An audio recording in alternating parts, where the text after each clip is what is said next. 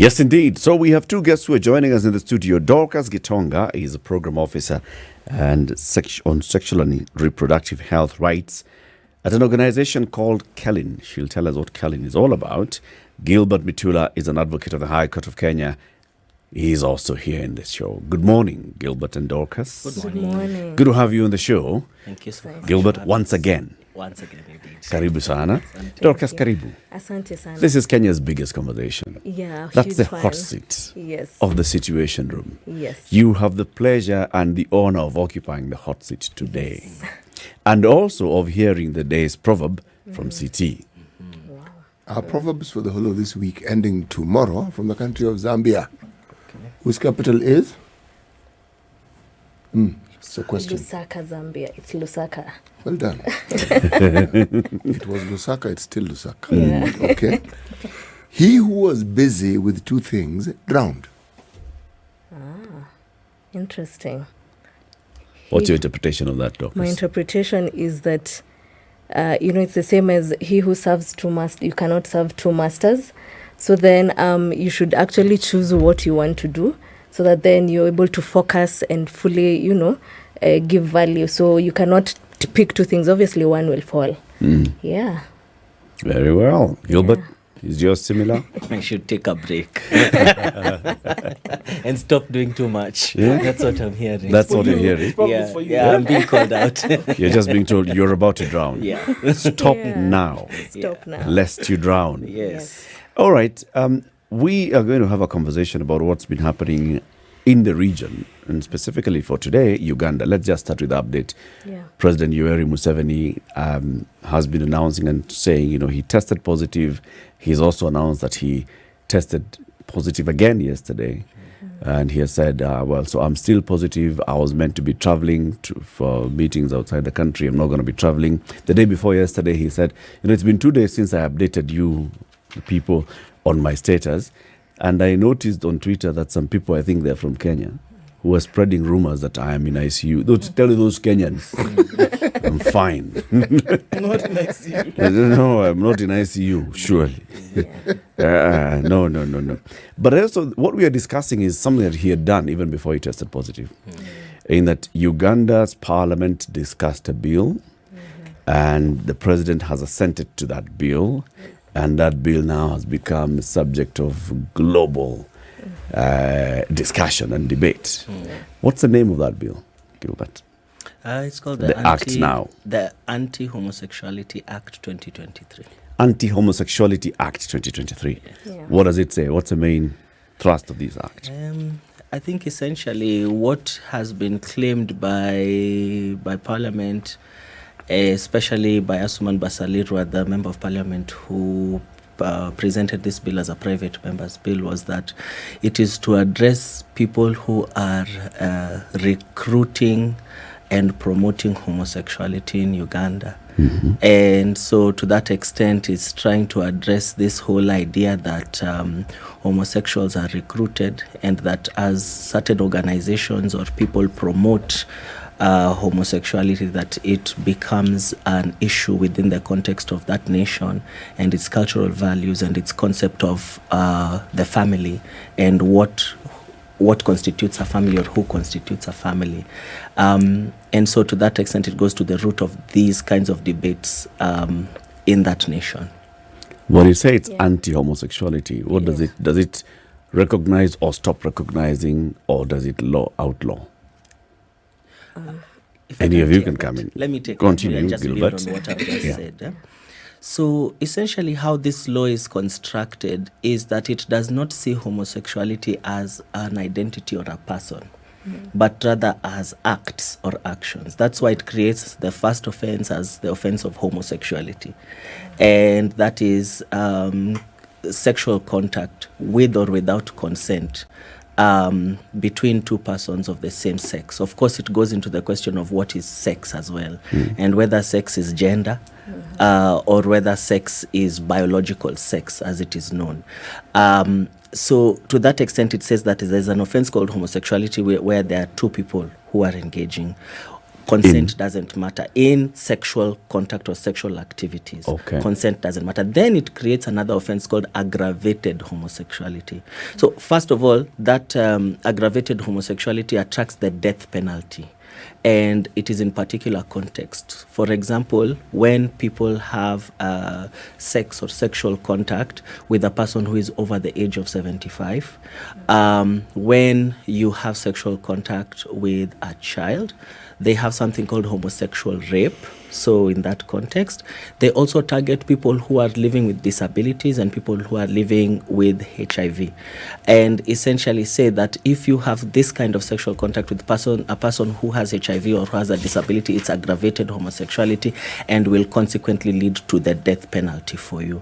Then it creates other offenses, and essentially the context of this act is to criminalize in general, and it criminalizes, for example, landlords who offer homes to homosexuals or people who are suspected to be carrying out homosexuality there, to landlords who offer who offer premises for rent to organizations that are seen to promote homosexuality. The question of promotion of homosexuality is there. So if you fund organizations that are seen to promote homosexuality, then you as a funder or you who give money to these organizations or donate money, even if it's as an individual, is also criminalized, and so on and so forth. But I hear like the premise of this whole thing is on same-sex conduct. Is that not so, Dorcas? Yes, and I think just to build up to what Gilbert is saying, now this is the final bill that was passed. Before this was passed, initially, what the act sought to criminalize was you identifying as a homosexual. Then there was uproar from CSOs and human rights organizations, and then they're like, okay, fine. You know what we will do? What we'll criminalize is not one identifying as a homosexual. What we'll criminalize is the homosexual act. You know, that is problematic because how will you prove that somebody conducted a homosexual act, unless of course you saw them, they recorded themselves, but nobody walks around and you can tell that a homosexual act was conducted in the confines of their homes. So the problematic thing here is sort of evidence, and you're just giving, I think what we are saying is that this is giving the policeman a field day to then interpret it and be able to arrest people just because they have conducted a homosexual act, which is very difficult to then prove and have evidence that a homosexual act was committed. But Dorcas, don't you then think that this law actually makes it harder for police to harass you? Because if they take you to court, they've got to prove, like you said. Yeah, but then because the issue here is not identifying as as a homosexual. Exactly. The issue here is mostly same-sex conduct. Exactly. And actually, sounds to me like it's a safer piece of legislation here. And the problem is, let me tell you an interesting clause in that bill. It empowers and it gives a right to Ugandan citizens that if they feel like, if they see a homosexual act has been done, or they see that there's an intention of a homosexual act to be done, they have a duty to report to the police. So this intention is what now the police will take a field day because, and I think we'll talk about this in terms of gender expression. There are people who on the outside, they probably dress more masculine and they're actually female. And so what the public will do, they will see you having dressed like that and they see you walking into a room, they call the police and the police will arrest you and say there was an intention to conduct a homosexual act. How can you prove that? Exactly. How can you prove that? Exactly. If they can't prove it, it means that they cannot prosecute you. But they can arrest you. And I think that's something really important within the context of criminal justice. It's the fact that there are penal consequences and application of a justice system within this context. Now, the thing is, at the end of the day, we know, for example, if I could juxtapose it against a Kenyan situation, where we have significant over-policing in poorer sections, for example, in urban informal settlements, we know that there are more arrests that come from these places, more prosecutions. That's why, for example, Makadara Law Courts in Kenya is the biggest court in East and Central Africa handling over 30,000 cases. Why? Because Makadara covers the entire Eastlands, and the over-policing there means that more people are arrested, more people are prosecuted. And this is the context of this act if you juxtapose. It's not just about the question of whether it protects you just because now it prevents the police, but rather it gives license, it gives excuse, it gives people the opportunity to target, it gives police the opportunity to target. And the question is, we have to think about this within the context of freedom. Is freedom a scenario where we constantly have to think, oh, I might be arrested for this situation because the state has given powers to criminal justice actors to do this? Or is freedom a context in which I don't have to worry about this being an issue? And that has to fit within the context of also existing human rights and the standards that are set up. Can I ask the question, therefore, that is there a feeling, understanding, or is there knowledge to support the view that people who identify as being homosexual are discriminated against? Yes, and actually this is one of the claims that has been made because there are 3 petitions that have been filed against that act, and we'll get to them. But in one of them, the key claim in that petition, I think it's by an advocate called Rutaro, is that the act itself is discriminatory to the extent that it targets. You see, it is very specific in who it is targeting. And the problem is it's targeting not within the context of anything except these so-called homosexual acts. But the same is not done for heterosexual acts. For example, if a heterosexual person decides that they're going to have sex with somebody over 75 years, that is not a criminal act. If a heterosexual person decides that they're going to have sex with a person who has disabilities or who has HIV, that is not a criminal offense. But if it happens to a homosexual, then it is a criminal offense. Where are the corresponding laws for people who are heterosexual? You know, there is a reason why I asked the question. You've presented one side of the argument. The one which points to the discrimination. But laws don't quite work in singularity because there's always something that you learned friends have. It's called interpretation. Yes. Okay? And application. So yes, you have the law. Are we therefore saying that the laws that we're talking about do not in any way provide any protection for people who present themselves as being homosexuals? They don't. They don't. And actually, that is why this bill should be declared to be unconstitutional, because it conflicts, and that's one in the petition that is currently in court, it conflicts a myriad of laws, including employment, because what the homosexual Anti-Homosexual Act is saying is that once you're found guilty of a homosexual act, that is ground for dismissal, as you know, from employment. And number 2, which is the bigger conversation, is the fact that they may not be able to access health services.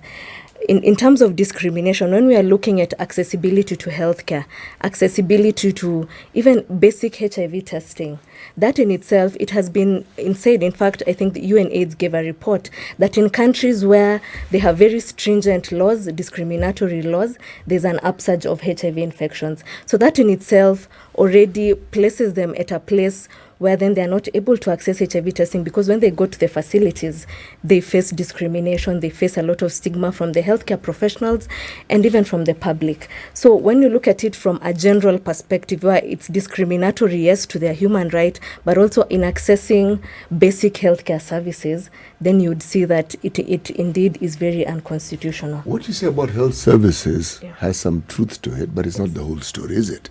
Because once upon a time, that was absolutely true. Anyone who presented as being homosexual, accessing healthcare was next to an impossibility. That is actually not the case now. Because Where? No. I'm talking about Kenya. Okay. Because we are talking about Uganda. Oh, no. I am going there. Yeah. You have to juxtapose whatever you're saying. Yes. Because we also have a process that has been begun that mirrors what we have in Uganda.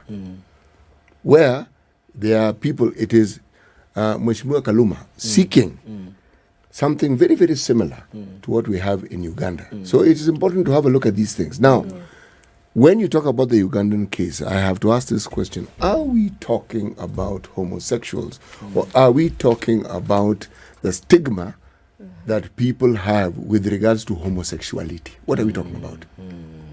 I think that it is challenging to distinguish those two in terms of the stigma that people have or homosexuals themselves, because everyone lives in society and within context. And so you cannot be able to say that homosexuals have a problem without necessarily fitting it within the context of where they live, the society they exist in, and the experiences that they have.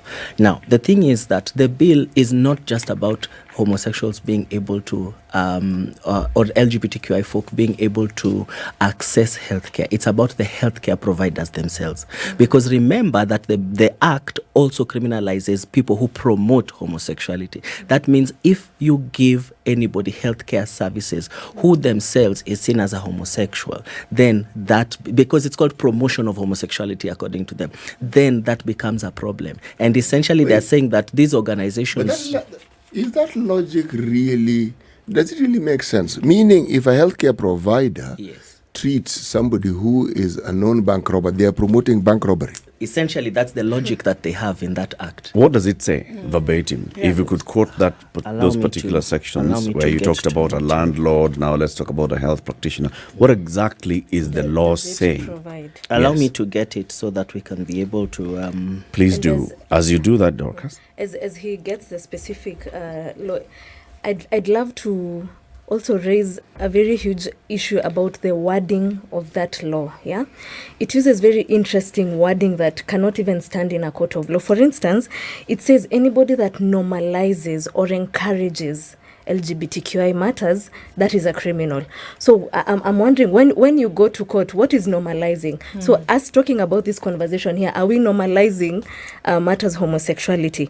Number two, it talks about anybody who persuades somebody or encourages somebody to practice homosexual acts, that's criminal. So what exactly is persuasion? How can I persuade you, for instance, to then conduct a homosexual act? So I feel like the wording, and this has been our standing, is that the wording is sort of emotive. It's one that cannot really stand in a court of law because it's subjective. It's open to any interpretation. And I feel like that ambiguity was very intentional so that then anybody can be charged with anything. You know, you can easily charge media persons for normalizing LGBTQI matters just because they spoke about it. Dorcas, So, yeah. what was the process of getting this from bill to act? Okay. So it was a private member's bill by one member of parliament who took it to Uganda's parliament. Yes. How many members are in Uganda's parliament? That's how many are there? It went through the through process. And the process in Uganda is just like Kenya. Yeah, There's a exactly. first reading, there's a second reading, there's a third reading. Exactly. It went through the first reading, Yes. into the second reading, into the third reading, Exactly. where it was approved by a majority of the people's representatives sitting in Uganda's parliament. Yeah. It went to the president. And the president, listening to the conversation around the country and seeing it's a private member's bill, assented to it. Yes. Okay? Yes. Would you say that then it has received the backing of very many people in Uganda? No, and actually that's a good point you've raised, because one of the reasons why the petitioners have gone to court to nullify this law is because one of the issues is because there was no meaningful public participation. Actually, when you read about it, I think the day there's 6 days between when it was introduced to when it was passed. 6 days. As you know, a law should undergo meaningful public participation, put on media so that people are able to put their inputs. So in all honesty, public participation was not meaningful, and it may have been fueled by a certain agenda. Number two. Wait, it was how many days from first reading to third reading? Should be 6 days. It was 6 days. Yes. Is that provided for in Ugandan law? No. No. Because essentially this is the context of the petition that Honorable Fox Odoi, one of the members of parliament in Uganda, together with others, is challenging that act. They are saying that by the time Asuman Basalirwa introduced it, it went to their constitutional and legislative affairs, and legal affairs committee, considered, forwarded to parliament, voted on, and moved on. it took only 6 days. They are saying also that the public didn't participate. Of course, the response of the Attorney General, because the Attorney General did put in a response for Honorable Fox Odoi's specific petition. And he said, at the end of the day, we received oral memorandum and we also received written memoranda on this issue. And to that extent, there was participation. And they had published for the invitation of this memoranda as they are required. Yes, and there were representation. So the issue was whether it was public participation and whether it was meaningful public participation within the context of passing of such a far-reaching bill. Because it was not just about, say, people who are targeted as homosexuals or LGBTQ responding to the issue, but about the wider public, the health providers and so forth, also putting in their views, even the landlords, for example, and other businesses and other donors and so forth, putting in their views on how this would impact them. Okay. And I have that section that you asked about as well on We what will is talk promotion. about it. Let's take a break. It's 29 minutes to 9. This is Kenya's biggest conversation. We are talking about the Anti-Homosexuality Act 2023 that was assented to by President Yoweri Museveni in Uganda. And there are civil society organizations in the region who are up in arms against it. One of them is KELIN. What does KELIN mean in full, Dorcas? That's Kenya Ethical and Legal Issues Network on HIV and AIDS. Kenya Ethical and Legal Issues Network on HIV and AIDS. Yes. KELIN is one of those organizations that, in fact, was releasing a statement yesterday, and we saw it. Dorcas N.Gitonga is a program officer for sexual and reproductive health rights at KELIN, and Gilbert Mitullah is an advocate of the High Court. They're here. We're discussing that as we take this break. Spice. Right, the conversation continues. 24 minutes to 9. Here we go. We have two lawyers in the studio, Dorcas N.Gitonga and Gilbert Mitullah. Dorcas is from the organization called KELIN. We are discussing the new law in Uganda called the Anti-Homosexuality Act, which basically criminalizes recruiting and promoting same-sex conduct in that country and various other things. Okay, you were looking into that act and reading specifically what it says. What promotion of homosexuality is. Oh, right, okay. Okay, so this is what it says first. A person who promotes homosexuality commits an offense and is liable on conviction to imprisonment for a period not exceeding 20 years. Okay. A person promotes homosexuality where the person encourages or persuades another person to perform a sexual act or to do any other act that constitutes an offense under this act, knowingly advertises, publishes, prints, broadcasts, distributes, or causes the advertisement, publication, printing, broadcasting, or distribution by any means, including the use of a computer information system or the internet, of any material promoting or encouraging homosexuality or the commission of an offense under this act. Provides financial support, whether in kind or cash, to facilitate activities that encourage homosexuality or observance or normalization of conduct prohibited under this act. Knowingly leases or subleases, uses or allows another person to use any house, building, or establishment for the purposes of undertaking activities that encourage homosexuality or any other offense under this act. And lastly, operates an organization which promotes or encourages homosexuality or the observance or normalization of conduct prohibited under this act. Okay. So this show would essentially be illegal. If we were promoting... If for this discussion we have. If we were promoting and encouraging same-sex conduct. Now, for avoidance of doubt, on this show this morning, we are not promoting or encouraging same-sex conduct. So even if we're in Uganda, would not be... Let me read the section specifically read on advertising, publishing, printing, broadcasting. It says promoting or encouraging homosexuality or the commission of an offense under this act.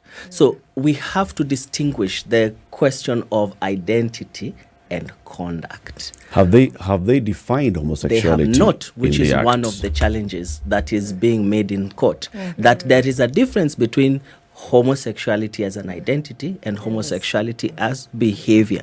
The act conflates the behavior and the identity. What's the difference? That's so essentially the thing is for them that homosexuality in terms of the act and is not about who a person is as a homosexual, but rather the sexual contact that they have. That is the offense of homosexuality. Ndu is asking you now. What Yes. is the difference? What's the difference between... The two? And you asked me this question the last time as And well. you didn't answer Alright. me then. And so now here you are. And let me answer that question. No, can I ask you the same question? Okay, ask In the me hope, so that okay. they answer. I'm asking you the same question to ask you. Yes. Now, please answer. That not all homosexuals engage in sexual activity, and even if they do, it is not within the context of what is prohibited in the law. You see, why do we bring this discussion always to the point where we are not just discussing what has now become an act, what has become the law in Uganda, but we are discussing everything around it, and this becomes the focus. What, in your opinion, led to this particular member of parliament bringing about this bill, and why is it that you think that it received the overwhelming support that it Just did? listen to President Museveni's comments just a few days ago. This is what he said. He said, if you are a homosexual and you just stay at home and mind your business, I have no issue with you. My issue is when you now go and look for another person or other people and you start either recruiting them or engaging with them in any way. You just be a homosexual by yourself at home quietly. That's what President Museveni said. Now, So he he has is no making a issue with identity. distinction. He is making a distinction there between the identity of being a homosexual and the homosexual acts that are targeted within the context of this law. So he acknowledges even himself that, and he said after taking advice, isn't it? It was not that he had an epiphany. It's after taking advice that he said, look, I now realize that there are people who could be homosexuals and this is who they are. And when I say homosexual, of course, and when we're having the using the word homosexual, it talks about the entire spectrum of LGBTQI plus folk. And of course, that presents its own issues as it is smiling there. I know. But that notwithstanding, I would say that this distinction is there. You can't be a person without necessarily engaging in acts that may be And associated. the president who signed this into law has come out and publicly said that yes, there's that distinction. If you identify, no issue. If you recruit, promote those acts, issue comes in. That's why you fall foul with the law. And you see, okay. I think Dorcas? it's problematic because, and initially, that identity is what was criminalized. And I think due to uproar, that is why it was amended now to now provide for the act itself. But it's very strange to say that I accept you to be yourself, but don't date anyone, don't get into relations with somebody. In itself, it already sort of brings out some sort of hate towards the community. How does it bring What about kind this? of life do you how, lead, how will Siti? they, No. Siti, if today I say I it's want to okay, see how this brings about hate. Please explain it to me. How can I say it is okay for you to be a straight person, but do not engage in any acts? And we are all human beings. We all have feelings that that we are born with. So now it is okay you stay in your house, but you cannot relate with people. In fact, this persuasion that they're talking about could be in the context of you probably trying to hit on somebody who you can then have a relationship with. So it's some sort of, it's fueling some hatred towards them. Literally, very many African communities had a term that described what we're now calling homosexuals. For them to have it, it means there were people who were that way inclined. Yes. Now, the discussion Over centuries. they've been there. And there's a way in which these people lived in those societies. There wasn't too much of a hoo-ha.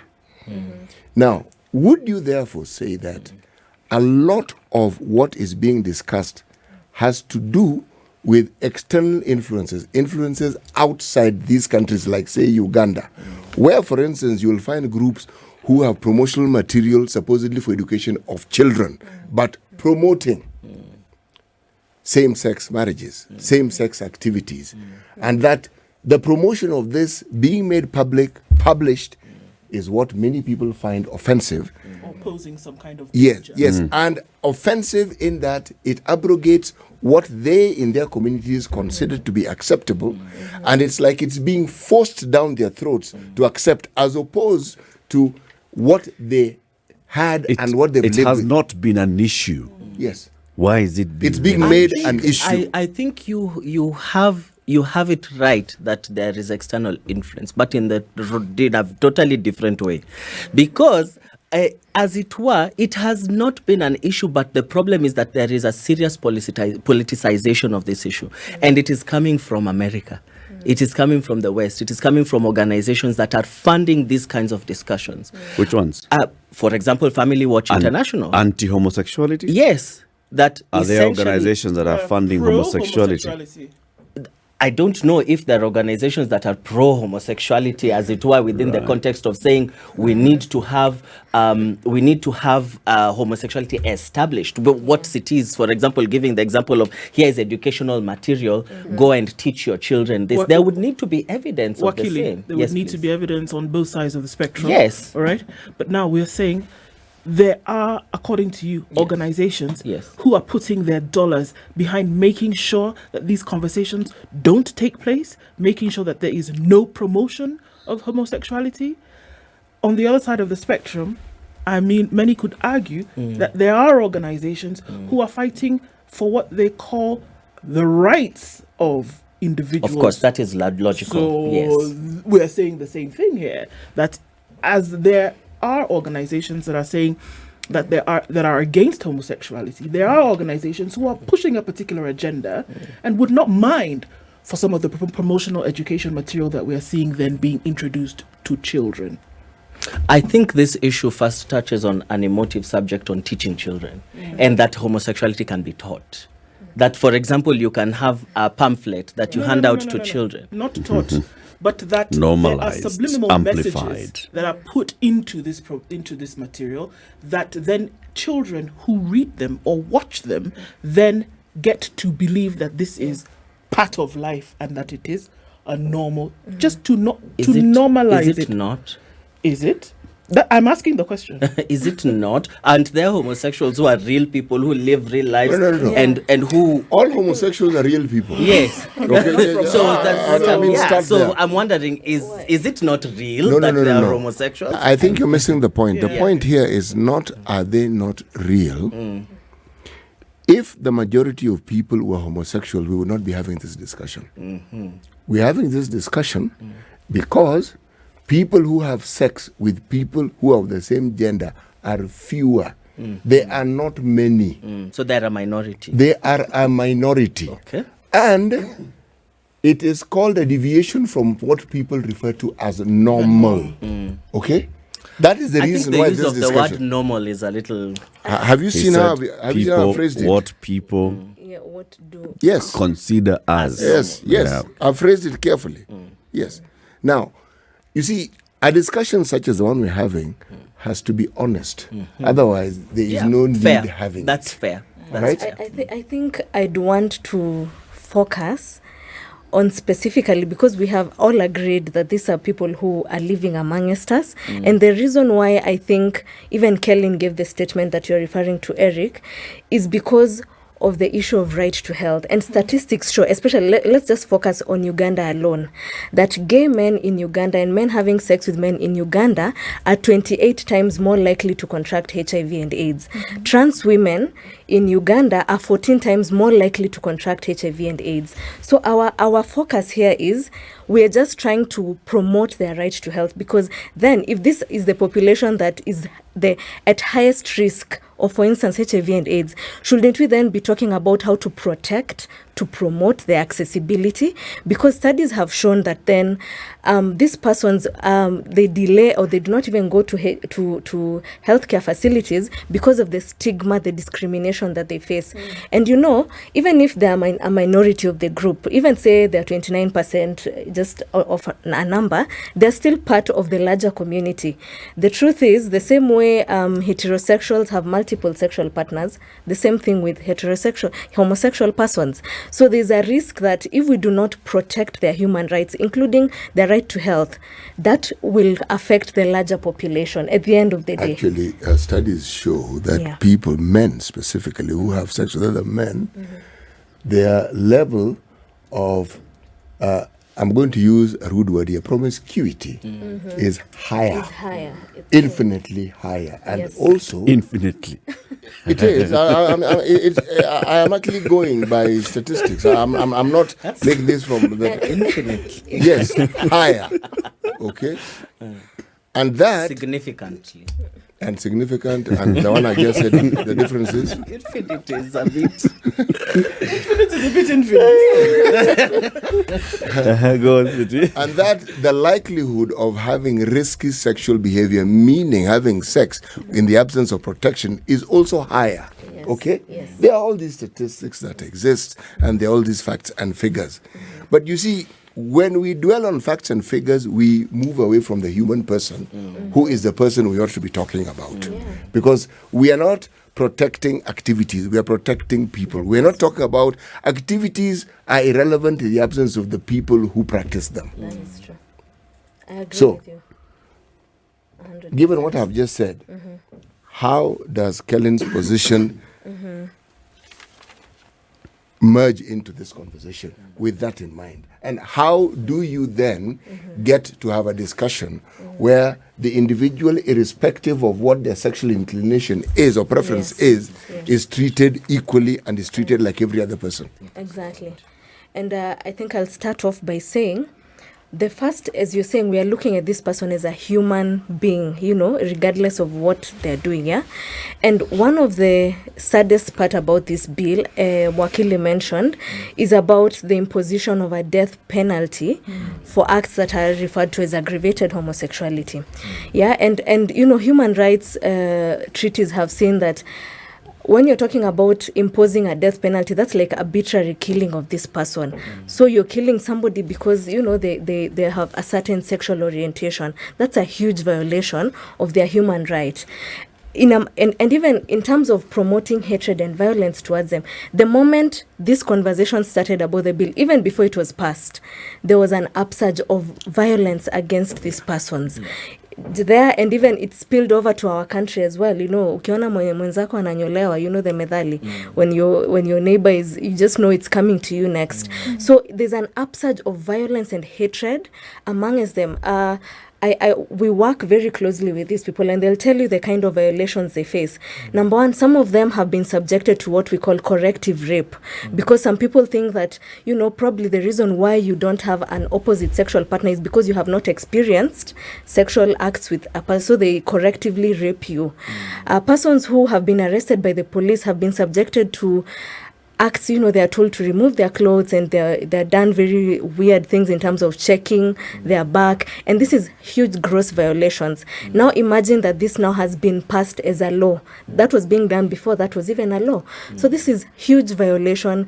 We are promoting hatred. We are putting them out to be persons who are less of human beings than other people. I want to bring back that external international angle, right?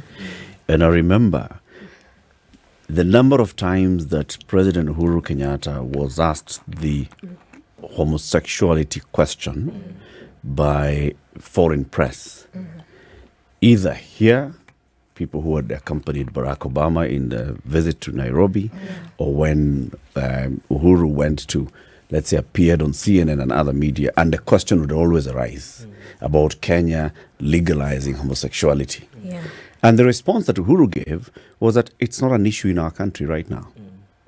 I don't have to discuss it because it's not an issue. It's not an issue that has come from the people that we need to actually have this conversation. Yeah. When the people decide it's time for that conversation, they'll have it. Same question was asked of President Ruto within a month of assuming office as president, again by the same international media. Do you not see an angle where there's sort of like a push towards that direction? It's like we're being pushed. Can you people come up with a law that legalizes and acknowledges and accepts homosexuality? And if, like City is saying, these things have been here, they've never been an issue, why are you making it an issue? I think there is a significant question on, because City said, let's talk about people, the kinds of lives that they lead, the kinds of challenges that they face. I think that of course, there's a first thing, which is the health risks that people are exposed to, and how that impacts the quality of life that they have. I think there are also larger questions of what kind of life does it mean to have when being in a relationship of some kind means that it is criminalized. And what does this mean that you have to be looking over your shoulder every single moment?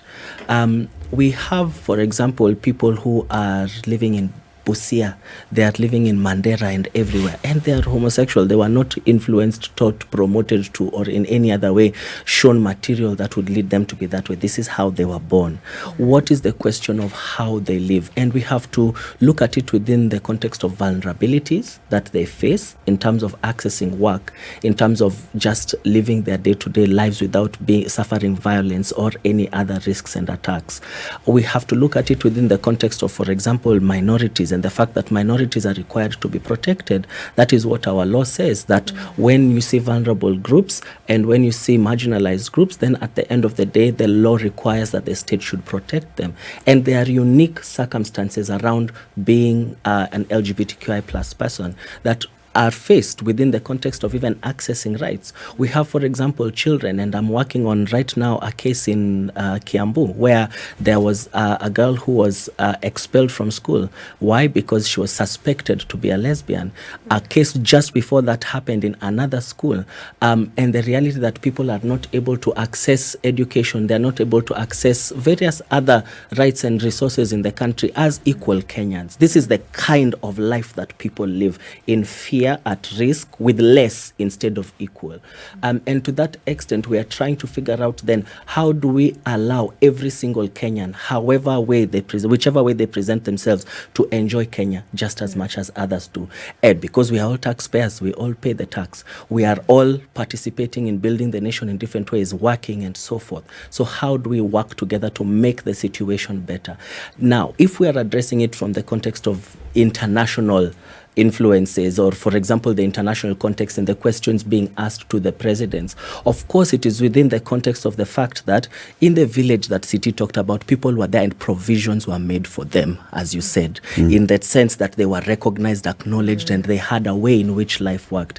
In Kenya, we have remained silent on this issue, so there is no way in which the thing works. So the question is, do we remain silent while others are at risk of violence or suffering violence, or do we have a discussion that allows people to be able to make provisions within the context of the law as it exists? But the discussion issue. I see your organizations are up in arms against what's happening in Uganda. But I think in the context of discussion, Uganda is way ahead of very many countries in Africa because they've had a public conversation, recorded conversation on this particular matter. They are dealing with it.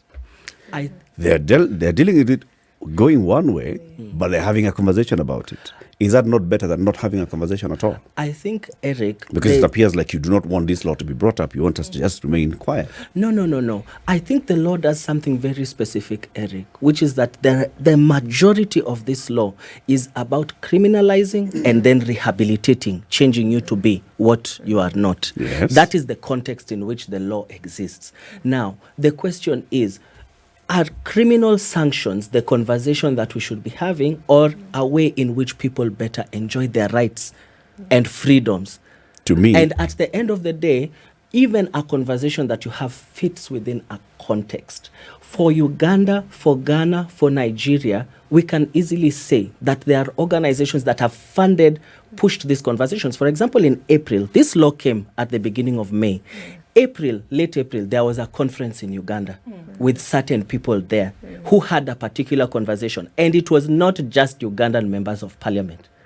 There were Americans who were there. There were various other people who had this conversation and which led into the larger question of this anti-homosexuality bill. So it came from somewhere, but it did not come from Ugandans. It's a conversation, however. It's a conversation. Just same way we cannot argue here today, Gilbert, that we do not know. That there are conversations that have happened for promotion of homosexuality and homosexual rights. Homosexuality? Let me give you an I want to understand what you've been doing this morning, raising the issues of rights. Yes. We can call it that way. There are organizations that have called for meetings and have conversations about, let's recognize that these people exist, that these people require rights. Those are conversations. it can't only happen in one way, that, we can only have a We had a conversation. Ghanaian MP here Yes, please. who talked about a grant that they had sought from the World Bank, and a slight clause that was added in that, which necessitated that they recognize the very thing we're discussing here. It's a large discussion, and there are many examples we can give. But it exists. But it exists. Yeah. But anyway, we thank you for coming. This one is always a heated conversation. Always a pleasure having you here, Thank Gilbert. you so much for having me. Come again. Gilbert Mitullah is an advocate of the High Court of Kenya. Dorcas is also a lawyer. She's a program officer, sexual reproductive health rights at KELIN. This is the Situation Room, the only way to start your day.